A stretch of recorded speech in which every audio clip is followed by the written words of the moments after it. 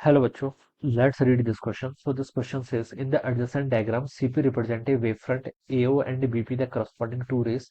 Find the condition on the theta for constructive interference at P between the rays BP and reflected ray OP. ठीक है, BP और OP के बीच में आपको यहाँ पर कंडीशन बतानी है किसकी, कंस्ट्रक्टिव इंटरफेरेंस की। तो देखिए बच्चों, इस क्वेश्चन का की कॉन्सेप्ट आप क्या लिख लीजिए, कंस्ट्रक्टिव इंटरफेरेंस लिख लीजिए। क्या लिख लीजिए? Constructive interference, constructive interference.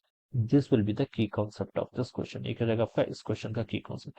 बच्चों, कंस्ट्रक्टिव इंटरफेरेंस की कंडीशन क्या होती है? आपका जो डेल्टा एक्स होना चाहिए ये आपका एन लैम्डा के इक्वल होता है। ठीक है, दिस इज द कंडीशन। ठीक है, ये आपकी कंडीशन होती है किसकी, कंस्ट्रक्टिव इंटरफेरेंस की।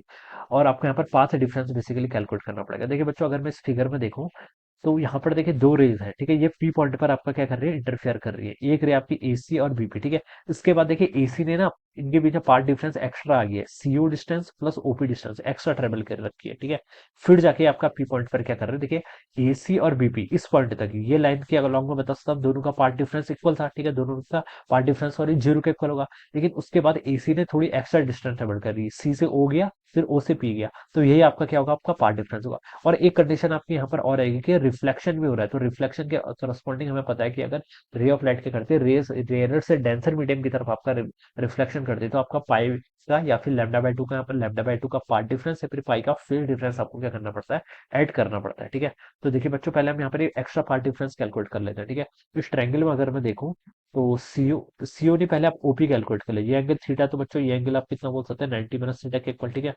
और यहाँ से आप देखिए साइन, मुझे ये वाली परपेंडिकुलर पता है और हाइपोटेन्यूज फाइंड आउट करना है। तो अब देखिए यहाँ से ऐसे लिख लीजिए, साइन 90 माइनस थीटा, इसको अगर हम यूज करें तो ये कितना होता है, साइन होता है परपेंडिकुलर अपना हाइपोटेन्यूज, परपेंडिकुलर तो आपका डी है, डिवाइड बाय हाइपोटेन्यूज, हाइपोटेन्यूज आपका ओपी है यहाँ पर से। तो आप यहाँ पर से ओपी कैलकुलेट कर सकते हैं। ओपी देखिए कितना हो जाएगा, D divide by sine 90 minus theta कितना होता है, कॉस थीटा, और कॉस थीटा ऊपर आके आपका सेक थीटा हो जाएगा। तो ओपी की वैल्यू आपने यहाँ से कैलकुलेट कर ली। ओपी कैलकुलेट, अभी मुझे सीओ भी कैलकुलेट करना है। तो सीओ के लिए ना देखिए बच्चों, मैं ये वाला ट्रायंगल का यूज कर लेता हूँ। ये वाला इस तरीके से आपको एक ट्रायंगल बनना है ना आपका। ये एंगल देखिए आपका 90 डिग्री दे रखा है। ठीक है, ये आपका सी है, ये आपका ओ है, ये आपका पी है। ठीक है, यहाँ पर देखिए मुझे ये डिस्टेंस कैलकुलेट करनी है। ये टोटल एंगल देखिए 2 थीटा के इक्वल दे रहे हैं, थीटा प्लस थीटा 2 थीटा हो जाएगा।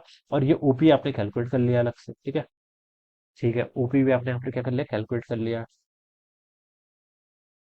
तो देखा जाए तो बच्चों देखिए, आपको बेस पता है, हाइपोटेन्यूज फाइंड आउट कर, सॉरी बेस पता नहीं है, ओपी पता है। ठीक है, तो कॉस टू थीटा का फॉर्मूला लगा लीजिए। कॉस थीटा कितना होता है, बेस अपॉन हाइपोटेन्यूज। बेस आप यहाँ से OC divided by hypotenuse OP, OP को आप यहाँ से क्या लिख सकते हैं, डी सेक थीटा लिख सकते हैं। तो यहाँ से बच्चों आपकी ओसी की वैल्यू हो जाएगी डी टाइम्स आपका सेक थीटा टाइम्स आपका कितना, कॉस टू थीटा। ये हो जाएगा बच्चों। ठीक है, दिस इज ओसी। तो आपने देखिए ओपी भी कैलकुलेट कर लिया, ओसी भी कैलकुलेट कर लिया। यही आपका रे ने एक्स्ट्रा पाथ जो ट्रेवल किया था वो क्या था, ओसी प्लस ओपी के इक्वल। तो आप लिख सकते हैं जो आपका एक्स्ट्रा पाथ डिफरेंस आएगा वो आपका सीओ प्लस ओपी के इक्वल आएगा। तो इन दोनों को ऐड कर लीजिए। सीओ तो बच्चों देखिए, सीओ या फिर ओसी कितना आपका, डी सेक थीटा टाइम्स आपका कॉस टू थीटा प्लस आपका यहाँ से कितना हो जाएगा, D of sake of theta. ठीक है, ये हो जाएगा। अब बच्चों देखिए यहाँ से आप क्या लिख लीजिए, डी सेक थीटा को कॉमन कर लो, तो हो जाएगा आपका 1 प्लस कॉस टू थीटा के इक्वल। ठीक है, और 1 प्लस कॉस टू थीटा किसके इक्वल होता है, 2 टाइम्स कॉस स्क्वायर थीटा के इक्वल होता है। ठीक है, ये तो स्टैंडर्ड फॉर्मूला है ना।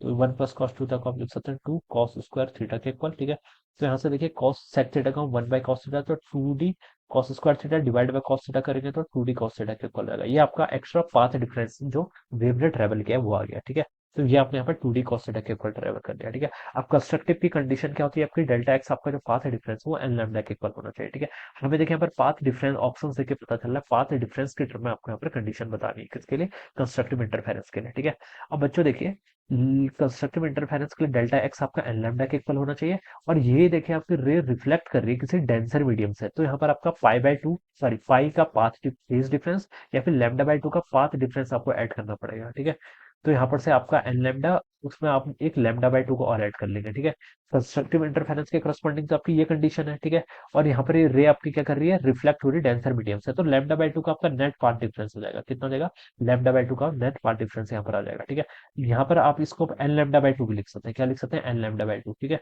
ये समझ में आया ना, एन लैम्डा तो आपकी कंस्ट्रक्टिव इंटरफेरेंस की कंडीशन थी, और लैम्डा बाय टू किसके करस्पॉन्डिंग बोला हमने, अगर रे ऑफ लाइट आपकी डेंसर से क्या करती है, रिफ्लेक्ट करती है, तो आपका लैम्डा बाय टू का पार्ट डिफरेंस आपको यहाँ पर ऐड करना पड़ता है। ठीक है, तो यहाँ पर से आपका एन लैम्डा बाई टू के इक्वल हो जाएगा। कंडीशन ये है कि एन की value must be odd, N आपका ऑड वैल्यू होना चाहिए, ठीक है। एन आइदर 1 होना चाहिए, 3 होना चाहिए, 5 होना चाहिए, 7 होना चाहिए। अगर 2 पुट कर देंगे फिर ये आपका लैम्डा के इक्वल हो जाएगा, तो वो कंडीशन नहीं होगी आपकी, ठीक है।